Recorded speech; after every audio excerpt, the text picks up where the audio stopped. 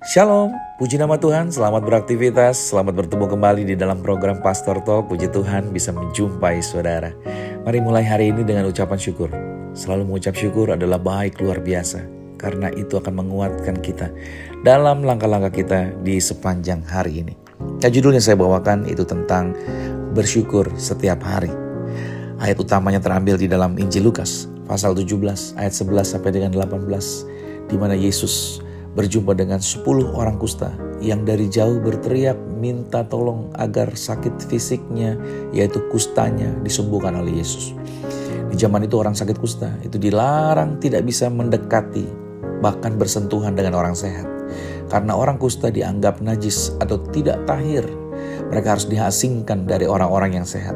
Sekiranya ada orang sehat yang tersentuh dengan orang kusta, maka orang sehat itu juga dianggap najis, tidak tahir, dan harus diasingkan dalam beberapa waktu tertentu.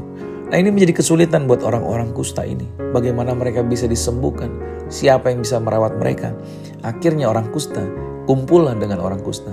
Jadilah ada 10 orang kusta yang berteriak minta tolong kepada Yesus untuk disembuhkan dari sakit fisiknya agar mereka mengalami kesembuhan.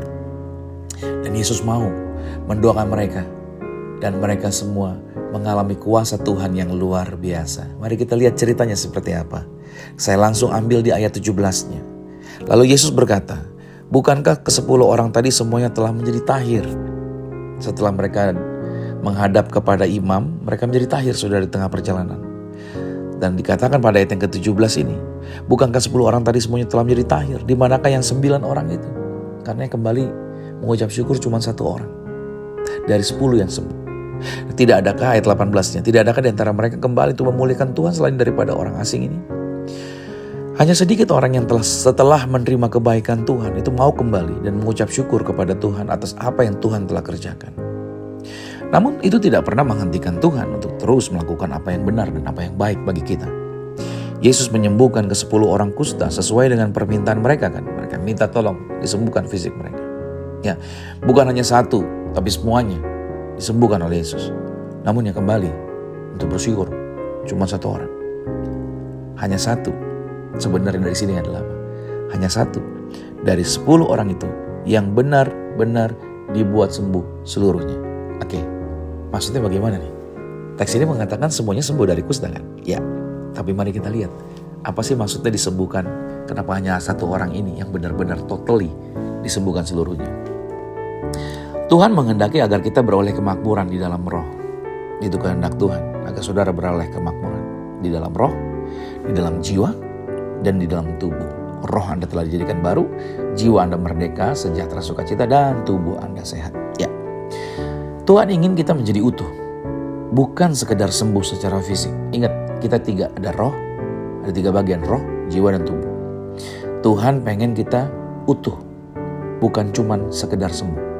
Nah, salah satu alasan Tuhan memenuhi kebutuhan jasmani kita adalah untuk membuktikan kesediaan dan kuasanya Tuhan dalam memenuhi kebutuhan emosional dan rohani kita. Tuhan memang peduli pada kebutuhan sementara kita. Makanya di dalam Matius 6 ayat 30 kan di sana dikatakan tentang segala kebutuhan-kebutuhan kita. Ya, Tuhan peduli akan itu. Tetapi Tuhan lebih peduli lagi pada kebutuhan kekal kita. Ini harus digarisbawahi. Ke-10 orang kusta itu membutuhkan kesembuhan fisik. Dan Tuhan digerakkan oleh belas kasihan langsung menolong mereka untuk mengalami kesembuhan fisik. Namun Tuhan Yesus juga rindu untuk memenuhi kebutuhan rohani setiap mereka. Bukan cuma sekedar kebutuhan fisik mereka. Tetapi dari 10 orang hanya 1 orang saja yang kembali untuk menerima, yaitu pemulihan kebutuhan rohani mereka. Tidak tahu berterima kasih itu adalah tanda bahwa diri kita sendiri sedang meninggikan diri kita di atas Tuhan. Seorang yang tidak egois dapat merasa cukup hanya dengan yang sedikit. Seorang yang berpusat pada diri sendiri itu tidak akan pernah mengalami kepuasan. Nah, saudara, ucapan syukur itu adalah tanda kerendahan hati. Dan itu akan membangun hidup yang penuh dengan ucapan syukur, akan menolong kita menjaga diri kita sendiri untuk tetap pada tempatnya di mana kita bisa menjadi orang yang rendah hati. Mengucap syukur kepada Tuhan atas siapa Tuhan, atas apa yang telah Tuhan lakukan adalah bagian yang sangat penting dalam kehidupan orang Kristen. Salah satu manfaat dari ucapan syukur dan pujian adalah menjaga kita agar kita tidak terjebak pada keakuan tentang keinginan diri kita sendiri. Saudara, mengucap syukur adalah tindakan yang sepenuhnya tidak egois. Dan itu merupakan kunci hubungan kita dengan Bapa yang membuat kita utuh dan bukan hanya sembuh. Jadi mohon diingat hari ini, kita mengucap syukur bukan hanya karena kebutuhan fisik kita terpenuhi, kita bisa makan, kita sembuh, pekerjaan kita diberkati, usaha kita berhasil, proyek kita berhasil dan lain sebagainya. Oh, itu hanya satu sepertiga bagian, saudara. Bukan hanya sekedar physically, bukan hanya sekedar kesembuhan secara kebutuhan fisik yang Tuhan singkapkan, Tuhan pulihkan, tapi Tuhan ingin saudara lengkap. Yaitu di dalam roh juga sudah dibarui, tapi di dalam jiwa Anda tetap bisa terbangun kerohanian, tetap bisa bersyukur, tetap bisa merasakan bahwa yang terpenting itu Tuhan. Bukan lagi tentang yang fisik. Yang terpenting tentang hadirat Tuhan, itu kejiwaan kita. Bagaimana kita melekat dengan Tuhan, bagaimana kita menempel dengan Tuhan. Di atas segalanya. Nah ini kedewasaan. Kekristenan itu menjadi dewasa. Kekristenan itu menjadikan prioritas kita bukan lagi tentang fisik. Tapi prioritas kita adalah jiwa kita yang dimerdekakan, yang diubahkan, yang selalu pengen dekat dengan Tuhan, yang selalu ingin memandang Tuhan dan merasakan kedamaian bersama dengan Tuhan. Kita hidup di dalam dunia yang hiruk pikuk. Baru bangun tidur kita buka ya berita yang panas, berita yang bikin kepala nyut-nyutan, berita yang bikin hati membara dan lain sebagainya. Sulitlah kita menemukan kedamaian di dalam dunia ini. Tapi saudara butuh, bukan sekedar fisik Anda ditolong. Tuhan melakukan mujizat buat fisik, tapi terlebih adalah fokuslah kepada pemulihan jiwa kita.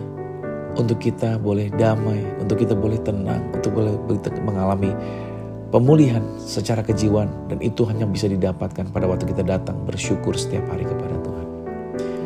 Makanya Yesus mengatakan hal ini. Kenapa dari yang 10 mengalami kesembuhan, hanya 1 yang kembali? Saya berdoa saudara, agar saudara menjadi seperti orang yang 1 orang ini. Selalu mengucap syukur.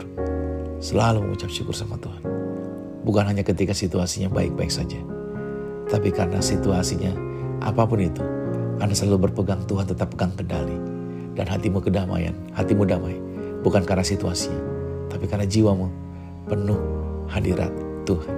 Datang setiap hari, mulailah harimu dengan mengucap syukur. Itu akan membentengi dirimu dari persungutan. Itu akan membentengi dirimu dari goncangan, dari serangan musuh, bahkan dari ancaman, dari segala tebaran-tebaran ketakutan, hoaks dan lain sebagainya. Engkau bisa mengatasi semua itu ketika engkau memulai harimu dengan ucapan syukur. Selamat beraktivitas dan Tuhan Yesus Kristus berkati. Shalom.